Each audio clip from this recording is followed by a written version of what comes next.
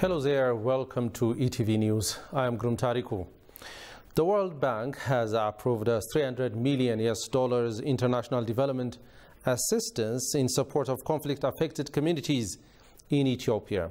The grant has been delivered in line with the Response Recovery Resilience for Conflict-Affected Communities in Ethiopia project. The project will support efforts to address the immediate needs of communities, rehabilitate infrastructure destroyed by conflict, and increase community resilience to the impacts of conflict in a sustainable manner. Specifically, the project will help to improve access to basic services as well as rebuild climate-resilient infrastructure prioritized by the communities. The project will also provide gender-based violence survivors with improved access to services and comprehensive care needed to recover from the impacts of the violence they experienced. The project has a national geographic scope, initially prioritizing support to the Afar, Amhara, Benishangul Gumuz, Oromia, and Tigray regions, which have been highly impacted by the recent conflict and host large number of internally displaced people, to be implemented by federal, regional, and community-based organizations.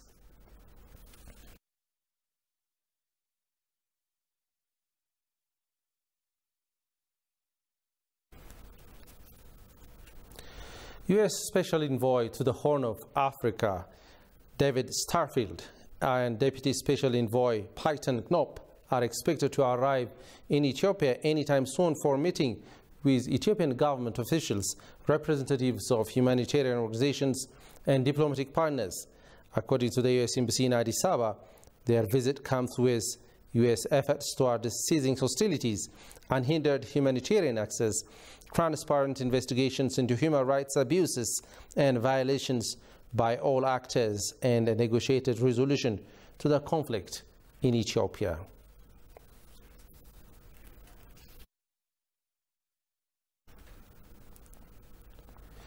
Ethiopians are urged not to stop protesting against House Bills HR 6600 and S3199, irrespective of the wrong information spreading about the suspension of the bills.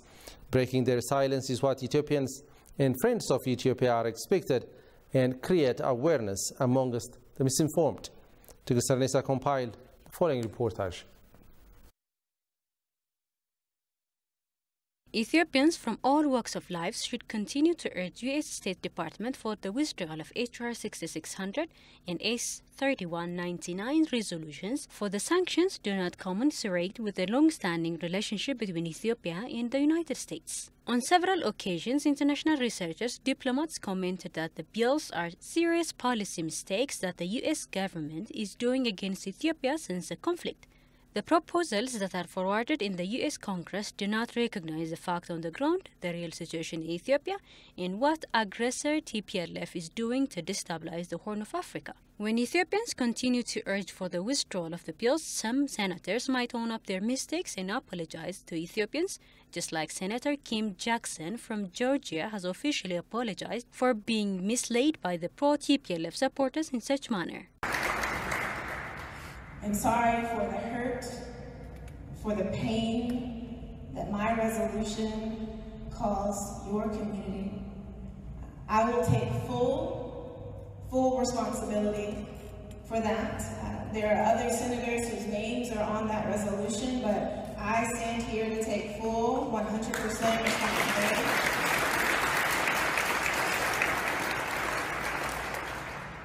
And I'm sorry. Certainly, you all began by saying we know that this was unintentional, but at the end of the day, people were hurt. And so I stand here with great contriteness. Breaking the silence is what Ethiopians and friends of Ethiopians anticipate to keep doing, for their unity has the strength to create awareness amongst the misinformed senators as well. No more Brad Sherman! No more Brad Sherman! No more Brad Sherman! No more Brad Sherman! No more Brad Sherman! No more Brad Sherman! No more Brad Sherman! No more Brad Sherman! Brad Sherman, stop supporting terrorists! Brad Sherman, stop supporting terrorists! Brad Sherman, stop supporting terrorists! Gannet Neguse, resident and citizen of USA that rallied against the ratification of the bills, underscored that these bills that are sugar-coated as Ethiopia Stabilization, Peace and Democracy Act includes from economic to intelligence sanctions that would directly affect the lives of ordinary Ethiopians, she says.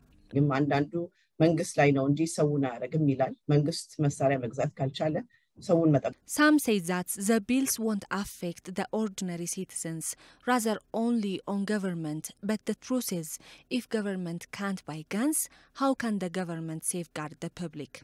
If individual businesses can't operate under sanctions, it will affect the entire economy at large. The thought that say sanctions would not do any harm should not be entertained to begin with. Ethiopia should not go through all this for a sovereign state. Sanctions should not be imposed based on ungrounded information.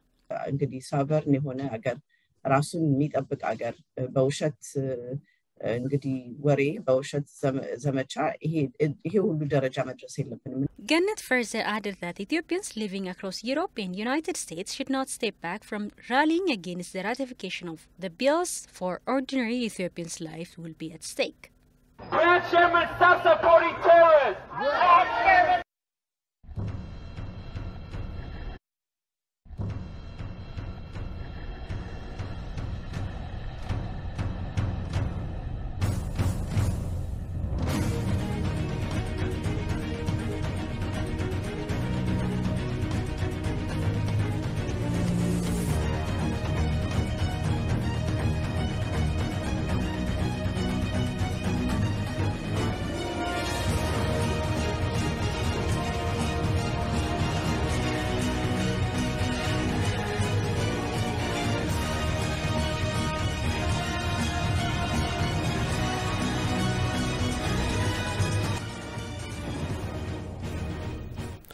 Archbishop of North and South Wallo and Kamise Diocese Abuna Ermias called on the international community to support the World Heritage Site Lalibela. Abuna Ermias said the community of the heritage site has been highly affected by the coronavirus pandemic and the conflict in the north, adding that there is no any tourism or any related economic activity in the site. He said the invaluable treasures in the heritage are in danger due to lack of proper preservation and restoration works, calling partners to hold up to the heritage site financially and technically. Abuna Ermias further called on the government, partners and stakeholders to join hands in stimulating economic activities and supporting restoration works in the area.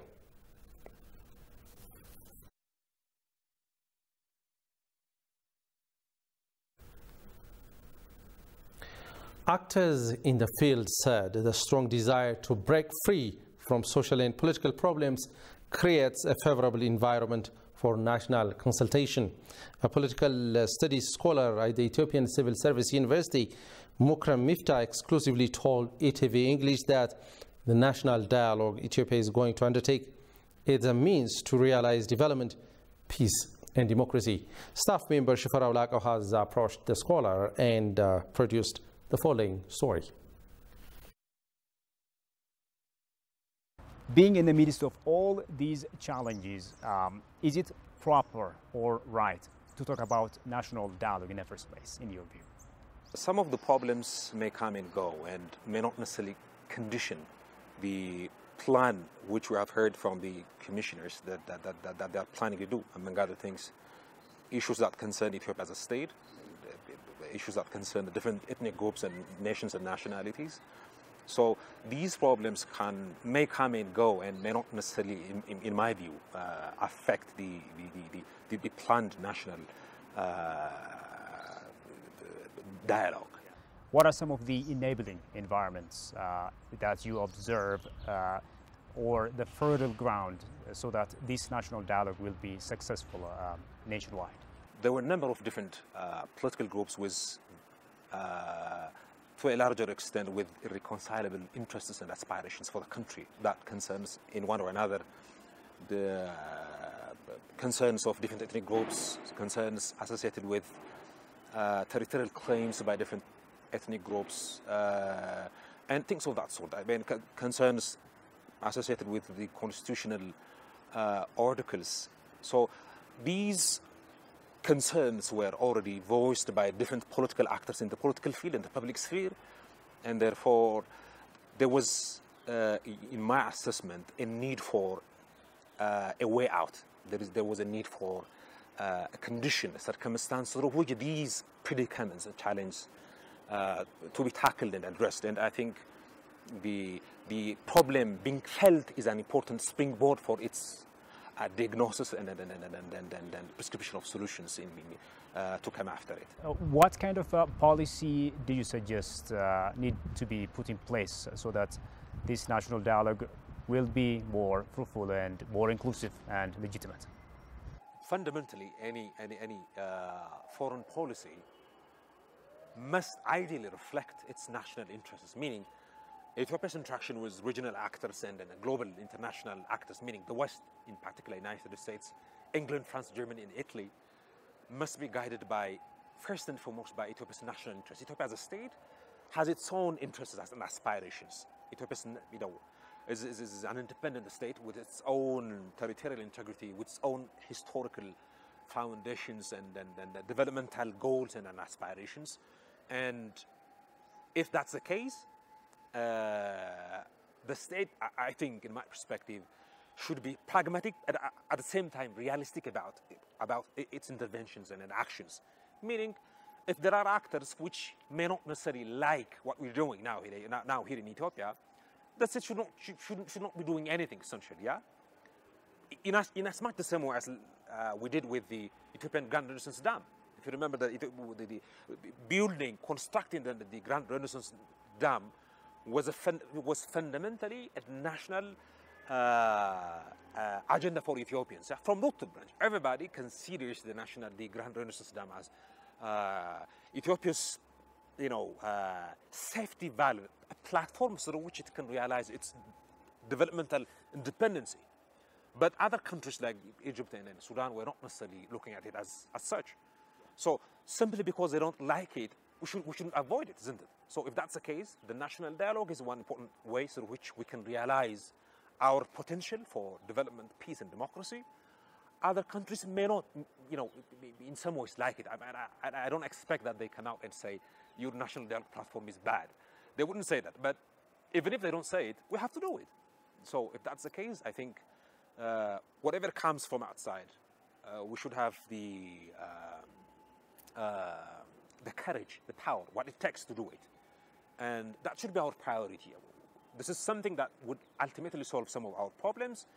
If this is the case, the concerns of other actors, meaning regional and global actors, must be secondary and should be approached as such.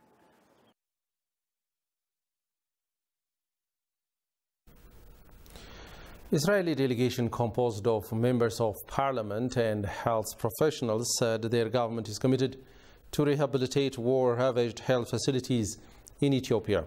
As part of the cooperation, the University of Gondar called upon Israeli investors to use investment opportunities in the Amhara region. The Israeli parliamentarians and medical crew held talks with stakeholders on ways of rehabilitating war-torn health facilities in the state of Amhara. Goshumal has the details. Ethiopia and Israel have historic relationship. Israel doubles down its support to Ethiopia in social and economic areas. It is to be recalled that many health facilities in Amhara and Afar, devastated by TPLF forces, and millions of people have been exposed for dire humanitarian crisis. The Israeli delegation team arrived in Gondar yesterday to lend hand in reinstating workers. The delegation encompasses members of the parliament and health professionals said their government is committed to rehabilitate war-ravaged health facilities in the region. The state of Israel has decided a very strategic decision to extend a helping hand whenever there is a need for us. And it's in general. And when we are talking about friends, I think this responsibility and this obligation is even much higher and much stronger. We came here in order to be able to build the exact, let's say, solution of what we can arrange for the people here. So our aim is to try to understand, to learn, and to try to fix the best solution for the people here. We believe in extending hand. We believe in saving lives, and we believe that distance and borders will never be barriers between us and the people that we are going to save. Scholars drawn from University of Gondar and the community held discussions with the visiting team. The Israeli delegation is thus urged to approach Israeli investors to capitalize in the Amhara region. We are in need of a more sustainable approach to build our city and country. We seek a comprehensive capacity building campaign that will allow us to get out of the trend of assistance and dependency. Hence, we need manpower development, infrastructure development, and would like to petition all Israelis to call upon Israeli investors and innovators to invest in Gondar area. Elsemed, which is a health equipment manufacturer based in Israel, is a good example of this and can make all of the difference in a place like Gondar. University of Gondar proposed to open Hebrew language center to further strengthen Ethio-Israel relationship, Asrat added. Our university is engaged in progressing a number of proposals that will further interlink our institution with the State of Israel. In line with this, we would like to your unreserved support to establish a Hebrew language center at our university. We believe that the historical ties that we share with Israel is a testament to our shared values, and the Center for Hebrew Language will only solidify this existing bond and strengthen our relationship and working passion moving forward. We would like to ask for the help of the Israeli Embassy, the Israeli Parliament, and the relevant institutions to make this a reality. The delegation expressed its unwavering commitment to support hospitals across the country, including Tigray.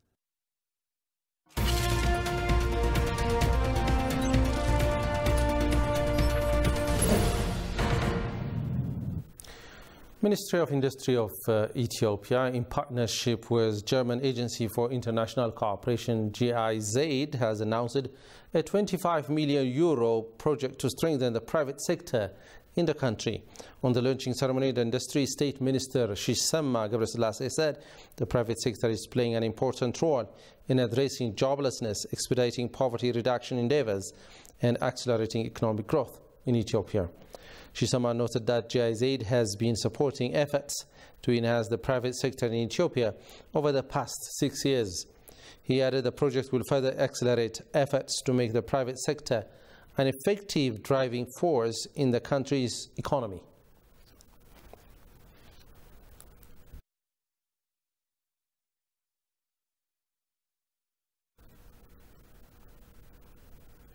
Well, next up is Forex update. Let's have a look.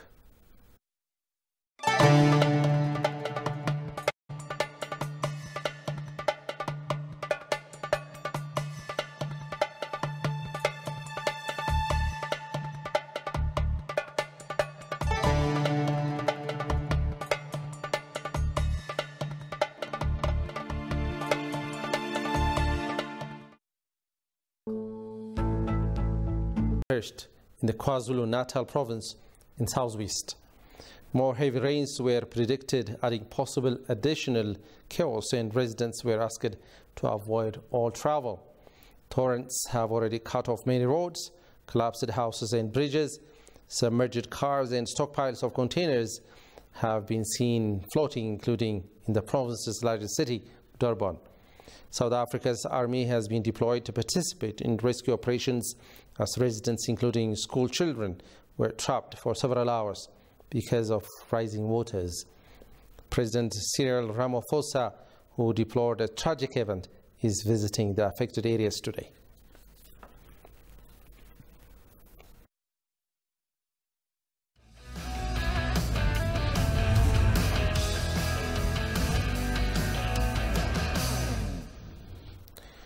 Chief Executive Officer of Ethiopian Broadcasting Corporation, Fisai Tagasu, said the fourth EBC Sport Award is crucial to recognize living legends in various sport disciplines. The fourth EBC Sport Award will be kicked off on the 16th of April 2022 in Addis Ababa. Haptam Washagar has more on this.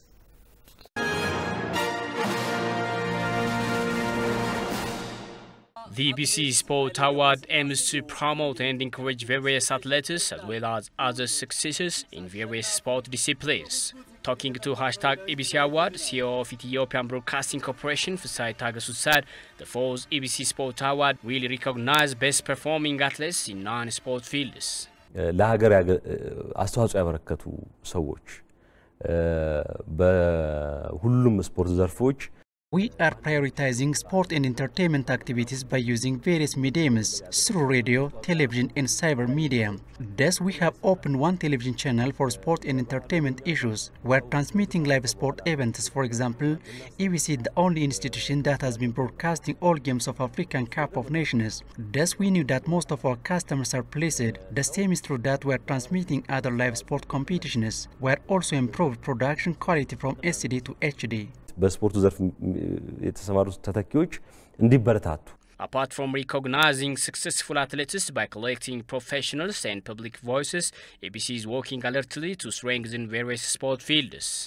ያው እኛ በሬዲዮም በቴሌቪዥንም አሁን ደግሞ በሳይበር ሚዲያም የስፖርትና የመዝናኛ ጉዳዮችን በደንብ ትኩረት አድርገን እየሰራን ነው.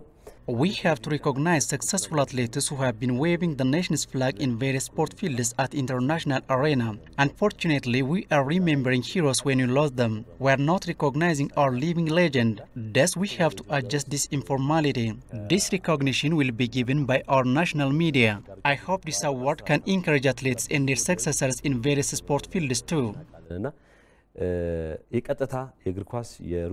The fourth EBC Sport Award has 9 sport competitions to recognize both masculine and feminine winners, best footballers, athletes, best coach and best life award. The fourth EBC Sport Award will be kicked off on 16th April 2022 in Addis Ababa. Well, next up is weather update. Let's have a look.